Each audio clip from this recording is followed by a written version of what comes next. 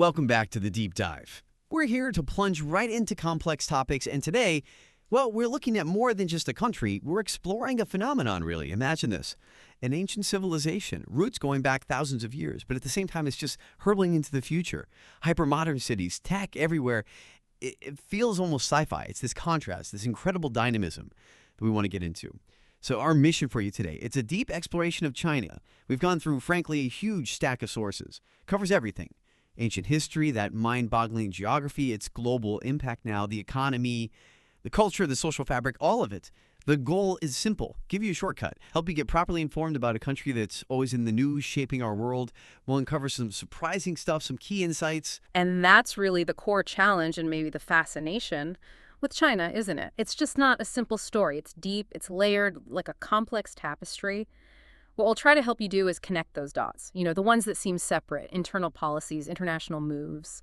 It's about making sense of this really dynamic nation and seeing how its role is unfolding globally, getting the why behind the what. Okay, so where do we even start with the sheer scale of China? Yeah. Physically, I mean, it's genuinely hard to wrap your head around. We're talking one of the world's biggest countries by land area, about 9.6 million square kilometers. That's only a tiny bit smaller than the whole United States. Right, and it doesn't just sit there. It shares borders with 14 other countries. Think about that. Giants like Russia, India. Geographically, it's a land of incredible extremes. You've got the Himalayas, the Tibetan Plateau, way out west, the roof of the world, they call it. But then you move east, and the whole landscape changes. These incredibly fertile plains, river deltas. Those eastern plains, knowing how vital rivers are for civilization's beginnings, that really jumps out. Absolutely. And that's the key insight here, These massive rivers, the Yangtze, which is China's longest, and the Yellow River, the Huanghe, they literally fed Chinese civilization for millennia. Their scale made large-scale farming and communities possible, and this huge size. It also means incredible climate diversity. Tropical down south, subarctic way up north, monsoons in the east, dry deserts northwest. Wow. That sounds like a nation facing just enormous environmental pressures then. How does China manage that? Balancing the relentless economic growth with the environmental cost. It's a constant, massive balancing act. Our sources are clear. China is the world's biggest CO emitter. That's a direct result of its super fast industrialization. And this has led to really severe air pollution, problems with water scarcity and pollution, deforestation, desertification. It's a long list, but at the same time, it's also the world's biggest investor in renewables and reforestation efforts. The challenge isn't just cleaning up, it's fundamentally changing an industrial giant while still lifting millions out of poverty. So it really raises this crucial question, can a country actually innovate its way out of such deep environmental problems on this kind of scale? Okay, from the land itself, let's travel through time. China has, over 3,500 years of recorded history. That continuity is just astonishing. We're talking roots going way, way back, maybe 5,000 years, to legendary stuff. Think about Qin Shi Huang. He unified China in 221 BCE. That's actually where the name China originates. First emperor, then the Han Dynasty that's often seen as a golden age, right? Opened up the Silk Road. Later on, Tang and Song dynasties gave us gunpowder, printing, world-changing stuff. And the Ming Dynasty, the Forbidden City. Incredible architecture. And what's so interesting is how that imperial story, 2,000 years of it, eventually hit major turbulence. The Qing Dynasty, the last one, faced this decline of empire, foreign pressure like the Opium Wars, huge internal rebellions. It all led to the collapse in 1912. End of emperors, started the Republic of China and the 20th century. Just immense turmoil, warlords fighting, the nationalists versus the communists, that brutal Japanese invasion. And then finally, Mao Zedong proclaiming the People's Republic of China, the PRC, in 1949. Right, so Mao takes power. What defined that period, and what was the big shift after he died? Well, the Mao era, 49 to 76, it was about radical socialist change, but also, frankly, catastrophic human cost. The Great Leap Forward famine was devastating. The Cultural Revolution caused massive social upheaval. But here's where things get really interesting.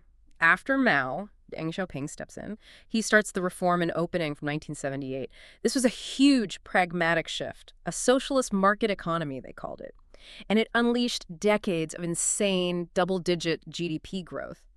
The crucial thing to grasp here is this wasn't just about economics. It was a strategic decision to plug China into the global economy. It completely changed its path. But as I remember, that economic opening didn't really mean political opening, did it? Exactly. That's the stark contrast. Economic reform, yes. Yep. Political limitations, absolutely. Once great. Tragically highlighted by the Tiananmen Square crackdown in 1989. Fast forward to more recently, under Xi Jinping, he really consolidated power after 2012. Remember, they got rid of presidential term limits in 2018. And then he got that unprecedented third term in 2023. It makes him, arguably, the most powerful leader there since Mao. It signals a real return to emphasizing party control, national strength. Which brings us neatly to China's government structure today.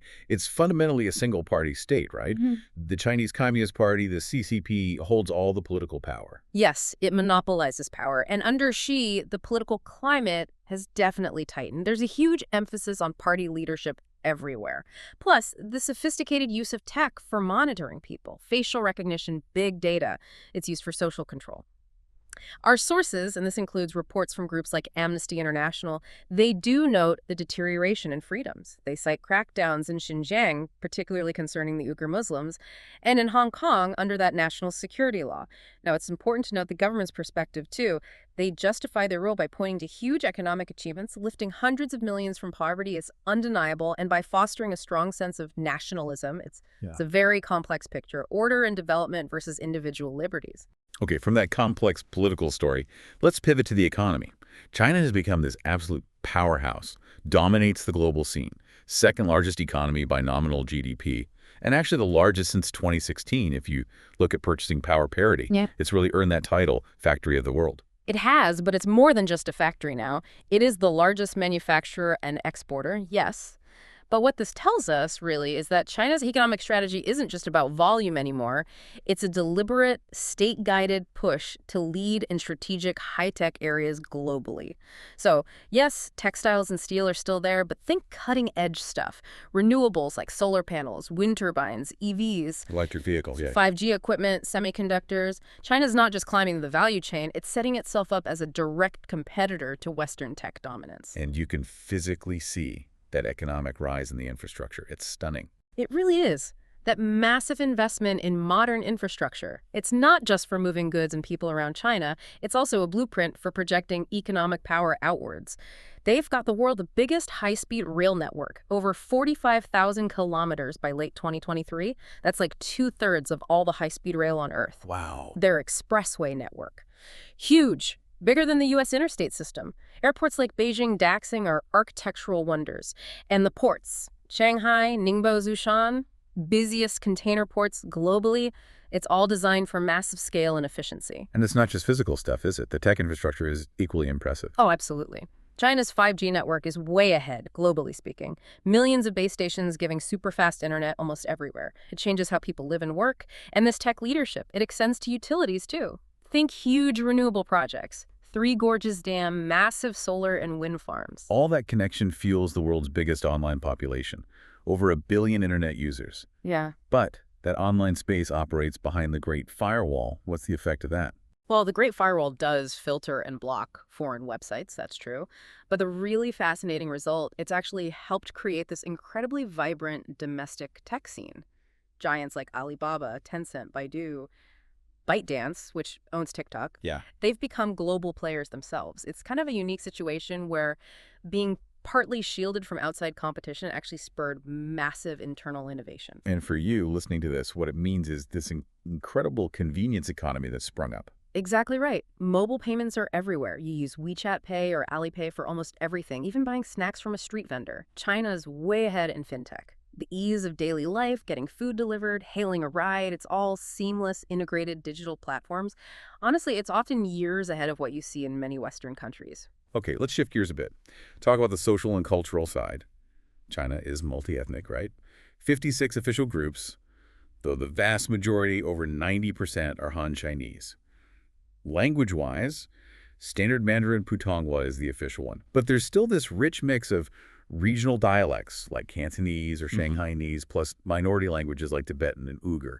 And the thing that ties it together is the common written script. That's a powerful cultural bond. It is, and culturally what's really striking is this blend. You've got traditional beliefs coexisting with modern state policy. Officially, it's an atheist state under communist rule, but in reality, the spiritual landscape is this complex mix: Buddhism, Taoism, folk beliefs, and the really deep ongoing influence of Confucian ethical values. Confucianism, it's not exactly a religion, but it profoundly shapes the society. Ideas like filial piety, respect for elders, the importance of education, social harmony, hiskaisi, and that really key concept of face or mianzi in how people interact, it underpins so much. Face, that's such an interesting concept. How does that actually play out in everyday interactions and etiquette? Oh, it's everywhere. It's polite to use both hands when you give or receive something. A gift, a business card, it shows respect. If someone offers you food, a polite guest might decline a couple of times before accepting, so you don't seem too eager or greedy. There are even gift taboos. Don't give clocks bad luck, like time running out, or sharp things like knives, suggesting cutting ties. Huh. Red wrapping for gifts is almost always good, symbolizes luck. And toasting at meals with ganbai, basically bottoms up, is very common. It all reflects this deep awareness of social consideration. In China's cultural heritage isn't just philosophy. It's actual inventions that changed the world. Paper, printing, gunpowder, the compass. Timeless stuff. Plus, a really vibrant arts tradition. Calligraphy, ink painting, the amazing spectacle of Beijing opera, martial arts like kung fu and taiji. They're cultural practices as much as physical disciplines. Absolutely. And we just have to talk about the food. Chinese cuisine is genuinely one of the world's great culinary traditions. Famous for its incredible regional variety. You've got delicate Cantonese dim sum, then the super spicy, numbing flavors of Sichuan, Hunan's dry heat, Shandong's seafood focus, the refined dishes from Jiangsu and Zhejiang. Each region is distinct. Rice is the staple down south, but up north it's more wheat noodles, dumplings. And meals are usually communal, lots of dishes shared in the middle of the table. Again, reflects that social harmony idea. Festivals, too, I imagine, have their own special foods and customs. Oh, definitely. Spring Festival, Chinese New Year, that's the big one. Family reunion time, kids get red envelopes with money, firecrackers, and it triggers the Chunyun, the world's largest annual human migration as everyone travels home. Then there's Mid-Autumn Festival. Mooncakes are essential. Dragon Boat Festival has special sticky rice dumplings called zongzi and those exciting boat races. These traditions are really deeply embedded. So, with all that context, what's life actually like day to day in modern China? Let's start with something practical. Public safety. How safe does it feel? Generally, very safe. Crime rates are remarkably low, especially violent crime. Big cities like Beijing, Shanghai people often comment on how secure they feel, even walking around late at night. There is a heavy police presence and a lot of surveillance, which contributes to that. The homicide rate is very low, way under 1 per 100,000. And many citizens do see this enhanced safety as a major positive aspect of the system. That's a significant benefit. But you mentioned earlier the government's tight social control. How does that relate to this feeling of safety? That's the critical question, isn't it? What's the flip side of that safety? While you might be safe from street crime, that same tight control means citizens face limits on personal freedoms. Our sources, reporting impartially, mention that human rights organizations point to real restrictions. Freedom of speech, press, assembly, religion, they're all constrained. Censorship is pervasive, that great firewall again. Dissidents, activists can face serious consequences, including imprisonment. The sources specifically bring up the situation in Xinjiang with the re-education camps for Uyghurs and the crackdown in Hong Kong under the national security law. That's quite a contrast with the material progress people experience. It really is. And the sources also present the counter-argument. Proponents stress that lifting hundreds of millions from extreme poverty, improving housing, these are massive human rights achievements in themselves. So connecting it to the bigger picture, you see this fundamental tension. People have much better material lives, cars, air conditioning, modern conveniences, but face constraints on individual liberties. It's a complex trade-off inherent in the system. Okay, turning back to daily life, what about healthcare? It seems like there have been huge improvements there. Definitely significant improvements. Life expectancy is up around 78 now. There's near universal basic health insurance, though the quality of coverage can vary a lot. Top hospitals in the big cities are absolutely world-class. But there are still big gaps between urban and rural healthcare. And even city hospitals can get incredibly overcrowded.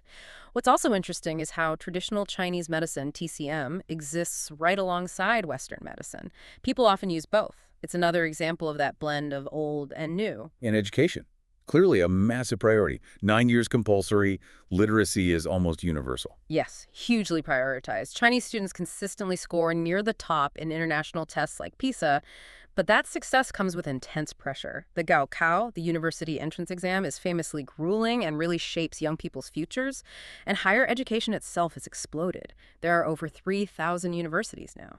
What about handling emergencies? China's prone to natural disasters, right? It is. Earthquakes, floods. But their disaster preparedness capacity has grown massively, especially since the devastating Sichuan earthquake in 2008. That led to much stricter building codes, better early warning systems like phone alerts for tremors, and really rapid response mechanisms, often involving the military for things like flood relief. What strikes you most about the daily lifestyle now? That mix of old and new? I think it's that contrast between the megacities and smaller places. In cities like Shanghai or Shenzhen, it's incredibly fast-paced. That convenience economy is real mobile payments for everything, hyper-efficient delivery. But then you go to smaller towns and life feels more relaxed. You see groups doing square dancing in public plazas in the evening, or older people practicing Tai Chi in parks at dawn, maybe playing mahjong. Work life is also in flux. The intense 996 culture, 9 a.m. to 9 p.m., 6 days a week, is still common, especially in tech. But you hear younger generations starting to question that, looking for more balance. Socially, family focus is still huge. Etiquette matters, offering food first, better queuing habits now than maybe in the past. And yeah, that blend is everywhere. People use the lunar calendar, maybe consider feng shui, know their Chinese zodiac sign, worry about lucky or unlucky numbers, all while living very modern, tech-savvy lives. Okay, final section. Let's zoom out to China's global role. It's a major player in international bodies. Permanent UN Security Council seat with a veto. Member of the WTO, G20, IMF.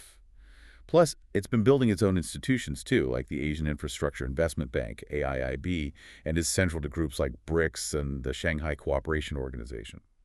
And then there's the Belt and Road Initiative, the BRI, this massive global infrastructure plan across multiple continents. It's clearly about building trade links, but also projecting influence. Exactly. And what's really fascinating here is China's sort of dual diplomatic reputation. On one hand, it's respected as this economic giant. It's the biggest trading partner for so many countries. The BRI has won it friends in some places. But on the other hand, there's definitely wariness, partly due to what people call wolf warrior diplomacy, this much more assertive, sometimes quite confrontational style that Chinese diplomats have adopted more recently. That sounds like a noticeable shift. What's behind that more assertive tone, and how does it land internationally? Well, it seems driven by increased national confidence, maybe a feeling that China needs to push back harder against criticism, particularly from the West, internationally. It definitely creates friction. You see it in the big power rivalry with the U.S. clashes over trade, tech, human rights issues like Hong Kong or Xinjiang, territorial disputes like Taiwan and the South China Sea. And the border issues with India, too. Right, those border tensions persist. So this more assertive stance is really a key feature of China's foreign policy right now. So in this shifting world order, how does China position itself? It often presents itself as a leader, or at least a champion, of the global South. It offers loans, development aid, often with a stated policy of non-interference in domestic affairs, which appeals to some governments compared to Western aid that often comes with conditions. It also maintains that strategic partnership with Russia, kind of positioning themselves together against what they see as Western dominance. And you can't ignore the cultural side, the soft power. Panda diplomacy is famous. Loaning pandas is a classic, friendly gesture. Chinese food is global. Martial arts films have huge reach. And then there's TikTok, a global phenomenon owned by a Chinese company, indirectly spreading Chinese tech influence. Even things like the Confucius Institutes promoting language and culture, they play a role, though they've also faced criticism about potential influence. Right. So, wrapping this all up, what does it all mean? We've covered this incredibly diverse, complex landscape. Ancient roots, turbocharged modernization, economic giant, tech leader, a society blending deep traditions with ultra-modern city life. It's undeniably a nation with huge global influence, always changing, and marked by these really profound tensions, both inside and out. Indeed. And maybe the final thought to leave you with, building on all this, is something like this. How will that core internal tension between the drive for material progress and the state's tight grip on individual freedoms, how will that continue to shape China's path, both at home and globally? And crucially, what does that mean for the rest of us, for the world, as China actively seeks to reshape the international order, balancing its immense economic clout with its very distinct political system? Well, it's a question that really pushes us to look deeper than the daily headlines, doesn't it? To grasp the fundamental forces at play. because ultimately how that plays out is going to affect everyone.